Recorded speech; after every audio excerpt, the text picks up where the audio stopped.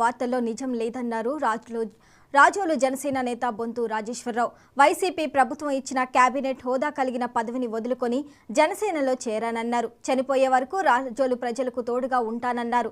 రాజోలు నియోజకవర్గంలో ఎక్కువసార్లు ప్రతి గడపకు వెళ్లి ప్రజల సమస్యలను తెలుసుకున్నానని తెలిపారు. అంబేద్కర్ కోనసీమ జిల్లా రాజోలుతో అభిమానులతో ఆత్మీయ సమావేశం నిర్వహించారు బొంతు రాజేశ్వరరావు.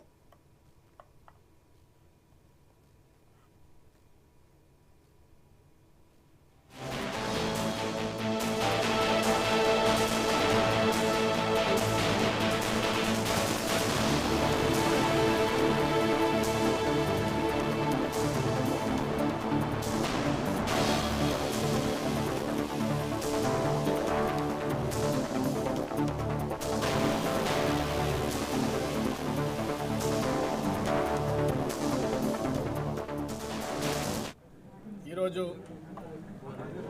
మా ఆత్మీయ సమావేశానికి ముఖ్య ఉద్దేశం ఏంటంటే, రాజోలు నియోజకవర్గంలో నా ఆత్మీయులు వేలాది మంది ఆత్మీయులు ఉన్నారు.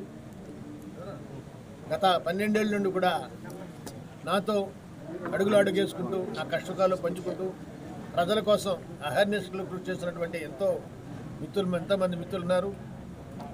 మరి ఇప్పటి రోజుల్లో వీరందరినీ కూడా తప్పుదో పట్టించే కొన్ని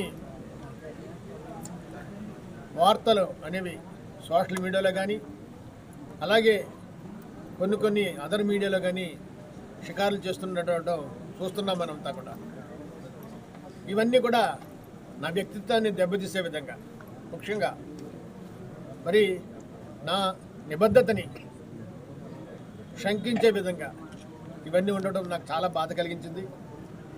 మీ అందరికీ తెలుసు, నేను ఎప్పుడైతే వైఎస్ఆర్ ప్రభుత్వంలో పేదలకు న్యాయం జరగట్లేదని నేను ఆశించానో, వెంటనే నా నిబద్ధతతో నాకున్నటువంటి పదవిని త్యాగం చేసి, అలాగే అక్కడ ఉన్నటువంటి వైఎస్ఆర్ సభ్యత్వాన్ని కూడా రిజైన్ చేసి క్లీన్ హ్యాండ్స్తో పవన్ కళ్యాణ్ గారు ఆశయాలు ఆయనతో మాట్లాడిన తర్వాత ఆశయాలు నచ్చి దాంట్లో జాయిన్ జరిగింది. ఇంత నిబద్ధత ఉండే నేను సీట్ ఇవ్వనంత మాత్రాన వేరే పార్టీలోకి వెళ్ళిపోతున్నాను కొంతమంది, వైఎస్ఆర్లోకి వెళ్తున్నాను కొంతమంది, ఇండిపెండెంట్కి వేస్తున్నాను కొంతమంది. ఇవన్నీ కూడా నా ప్రజల్ని తప్పుదో పట్టించే విధంగా, వాళ్ళందరినీ కలతలకి పడేటట్టు చేయడం నాకు చాలా బాధ కలిగింది. అందుకనే ఆత్మీయ సమావేశం అనేది ఏర్పాటు చేసి వారందరికీ కూడా ఉన్న నిజాల్ని, ముఖ్యంగా పవన్ కళ్యాణ్ గారు 4 రోజుల క్రితం నాకు ఇచ్చినటువంటి హామీని 4 రోజులు 5 రోజుల్లో తప్పనిసరిగా ఇవన్నీ ఎగ్జామిన్ చేసి ఉన్నటువంటి పరిస్థితులన్నీ కూడా అవగాహన చేసుకుని నేను న్యాయం చేస్తానని చెప్పినటువంటి హామీని కూడా నా మిత్రుల ముందు ఉంచాలని ఉద్దేశం.